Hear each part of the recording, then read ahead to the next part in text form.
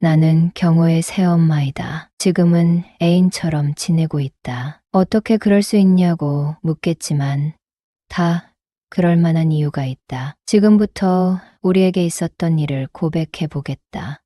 우린 부모님의 소개로 만나게 되었다. 경호 아빠는 이혼남이었고 나는 노처녀였다. 나는 프리랜서로 일하고 있고 직장인보다 소득이 조금 높은 편이다. 나름 내 직업에 자부심을 갖고 즐겁게 일하고 있었는데 주변에 이혼하고 아들을 혼자 키우고 있는데 정말 착실한 남자라고 해서 소개를 받았다. 알고 보니 경호 아빠는 가정에 충실한 남자였다고 한다. 경호가 중학생이 되자 경호 엄마는 친구들과 해외여행을 가고 싶다고 했고 1년에 2번씩 해외여행을 다녀왔다고 한다. 경호 아빠는 그동안 경호를 키우느라 고생했다고 아무 의심도 없이 여행 비용을 지원해 줬다고 한다. 그런데 세상은 너무도 좁았던 것이었다. 경호 아빠의 친구가 경호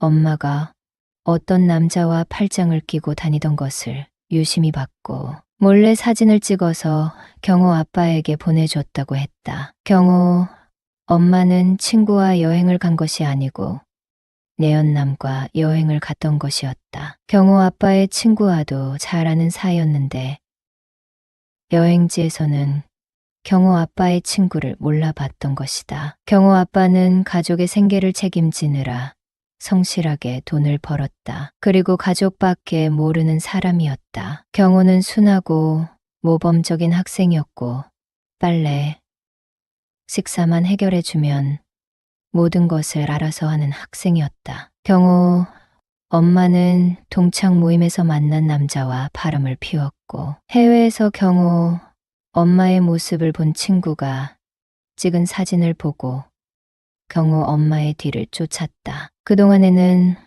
엄마 부인 역할을 잘하고 있다고 생각했는데 어떤 남자와 모텔에 들어가는 와이프의 모습을 보니 하늘이 무너지는 것 같았다. 다시 생각해보니 휴대폰 패턴도 바꿨고 사소한 일에도 휴대폰을 잠궜다. 그리고 경호에게 신경을 쓰지 않았다. 한참 클라이의 식사를 제대로 챙겨주지 않았고 본인 치장하는 데에만 신경을 썼다. 게다가 휴대폰을 들여다보면서 실실 웃는 게 꽤 기분이 좋아 보였다. 남자가 생겼으니 그렇게 기분이 좋았고 아들은 신경 쓰지 않았던 것이었다. 경호 아빠는 합의이혼이라는 큰 결단을 내렸고 경호와 둘이 살고 있었다. 주변에서는 가정적이고 경제적 능력도 갖춘 경호 아빠가 혼자 살게 두질 않았다. 자꾸 이 여자,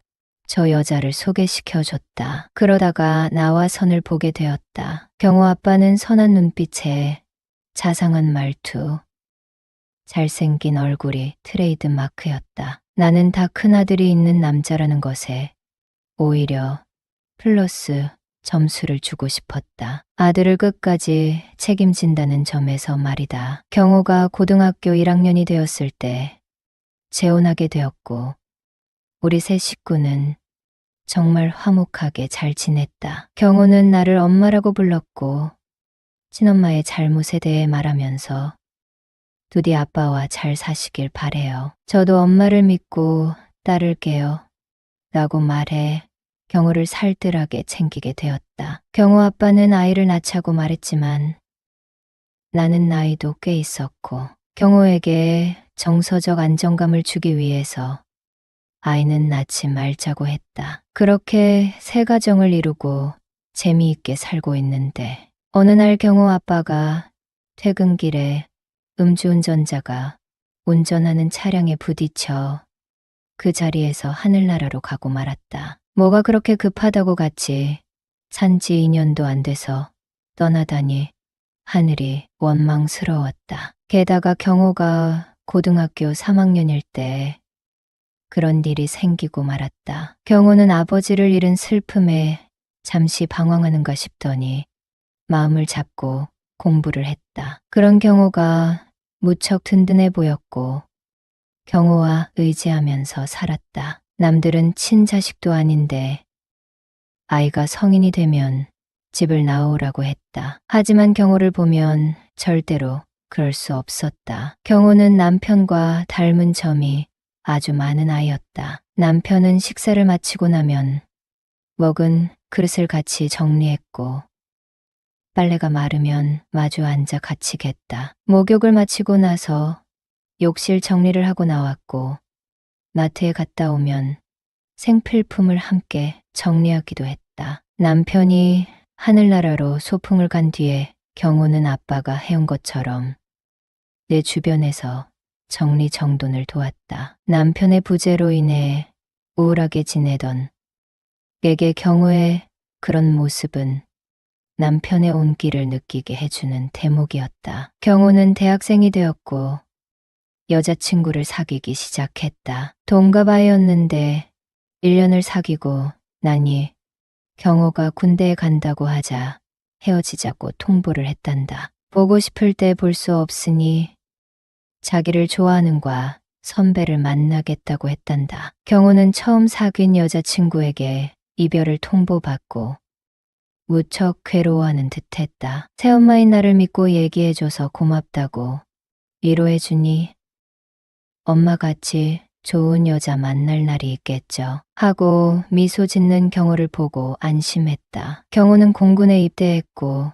군 복무 기간이 조금 길었지만 휴가나 외출이 더 많았다. 경호는 첫 휴가를 나와 처음의 군 생활이 무척 힘들다고 했다. 그런 경호에게 대학로에 가서 뮤지컬을 보고 머리를 식히자고 제안했다. 경호는 좋은 생각이라며 신이 나서 따라 나왔다. 여기서 내 소개를 하자면 부모님의 좋은 유전자를 물려받았다. 어릴 때부터 또래 여자아이보다 머리 하나가 더 컸고 감사하게도 먹는 양에 비해 살이 찌지 않았다. 키가 173cm의 몸무게는 60kg밖에 안 나가니 마른 편이다. 게다가 피부톤이 밝은 데다가 높은 콧대, 짙은 쌍꺼풀이 있어서 길을 지나가면 사람들이 저 여자 좀 봐, 예쁜데 하고 수근대기도 한다. 나는 그런 시선을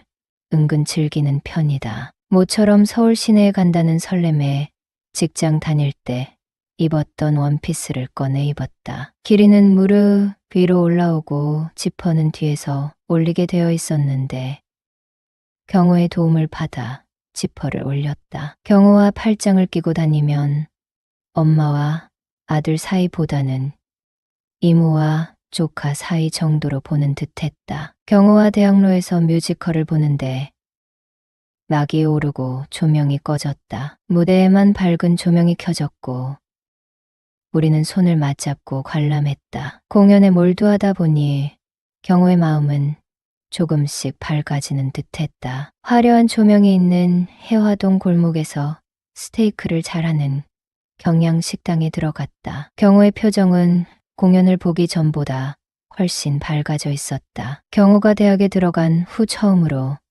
맥주를 마신 적이 있었는데 그때 느껴보지 못했던 남다른 감정을 느끼게 되었다. 잘생긴 경호는 어디에 내놔도 주변 사람들의 시선을 끌었다. 식당 조명을 받은 경호의 얼굴은 더 빛이 났고 식사를 하면서 하지 말아야 할 생각을 품게 되었다. 솔직히 그날 처음으로 경호에게 남자의 향기를 느꼈다. 경호는 내 치마가 짧은 것을 인식했는지 외투를 벗어 내 무릎을 가려줬다. 이렇게 매너 있는 행동에 남편이 생각나 왈칵 울음을 터져 나왔다. 경호는 당황해하면서 엄마, 오늘 기쁜 날이잖아요. 엄마가 내 스트레스 풀어준다고 나와서 이렇게 좋은 시간을 보냈는데 왜 그래요? 라며 달래줬다. 나는 그동안 남편이 보고 싶어도 경호 앞에서는 내색하지 않았다. 하지만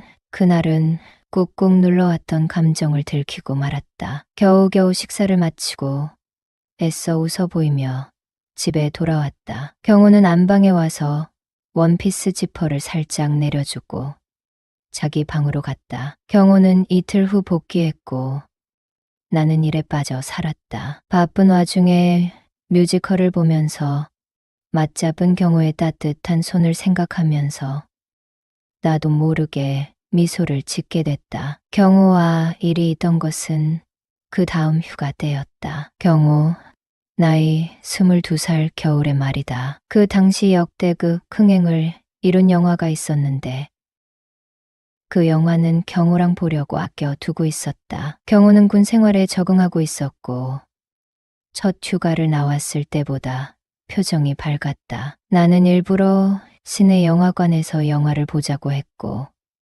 경호도 내 뜻에 따랐다. 팝콘 세트를 사서 영화관에 들어갔고 우리는 커플석에 앉아 팝콘을 먹으며 영화에 집중했다. 가끔 경호의 어깨에 머리를 기댔고 경호는 당연하게 어깨를 빌려주었다. 그때 내 어깨에 팔을 두르는 경호에게 살짝 두근거리는 마음이 들었다. 영화를 어떻게 봤는지도 모르게 내 가슴은 방망이질 쳤다. 두근두근 나대는 심장 박동 소리를 경호에게 들키지 않기를 바라면서도 영화가 끝나지 않기를 바랬다. 경호는 무슨 음식이든 다 잘 먹는다. 나는 해산물을 좋아하는 편인데 골뱅이 전문점에 가서 탕과 무침을 시켜서 소주를 곁들여 먹었다. 그날따라 소주가 그렇게 단 음료인 줄 처음 알게 됐다. 경호는 술이 약한 편인데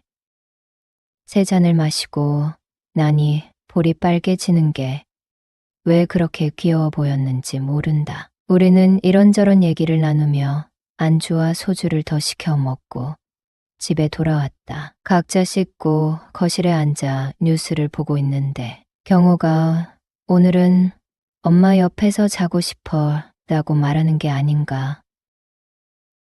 나는 그래. 우리 아들 엄마랑 같이 자자. 나도 아빠 없으니 매일 혼자 자느라 외로웠어 하고 대답했다. 하지만 나는 경호의 말이 무슨 뜻인지 알았다. 건강한 아들과 젊은 새엄마는 그날 아주 만족스러운 밤을 보냈다. 그날 이후로 몇 주가 지나고 경호가 외박을 나올 때까지 경호의 앨범을 뒤적이며 경호만을 생각하며 살았다. 그 다음 외박 때는 누가 먼저랄 것도 없이 한 방에서 잠들었다. 침실 벽에 걸린 경호, 아빠의 사진을 보며 미안한 마음이 들었지만 왠지 나를 이해해줄 것 같은 따뜻한 온기를 느꼈다. 어느덧 여름이 되었고 경호가 온 날에는 짧은 반바지를 입고 데이트를 나갔다. 내 몸매에 자신이 있었고 경호도 그런 내 옷차림에 만족하는 것 같았다. 여러분은 써리모의 영상을 재미있게 듣고 계십니다.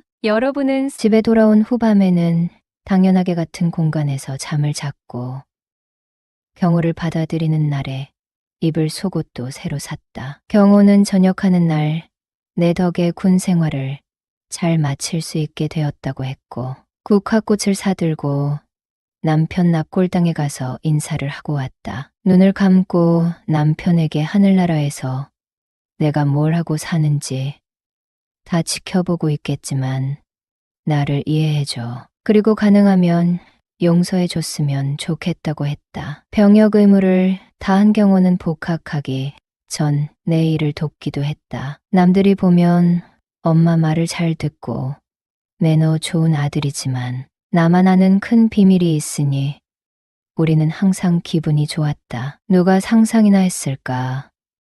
남편의 본처가 낳은 아들과 밤을 보내는 새엄마가 있다는 것을 말이다. 경호와 계속 이렇게 지낼 수 없다는 걸 잘 안다. 경호가 새 여자친구를 사귀게 된다면 언제든 환영한다. 가끔은 연애 상담을 해주는 쿨한 새엄마가 되고 싶다. 경호가 외로울 때, 내가 외로울 때 서로를 찾게 되어도 누가 뭐라고 할 수 있을까? 남들이 우리 사이를 비난하고 돌을 던진다고 해도 우리는 잘 견딜 수 있을 것 같다.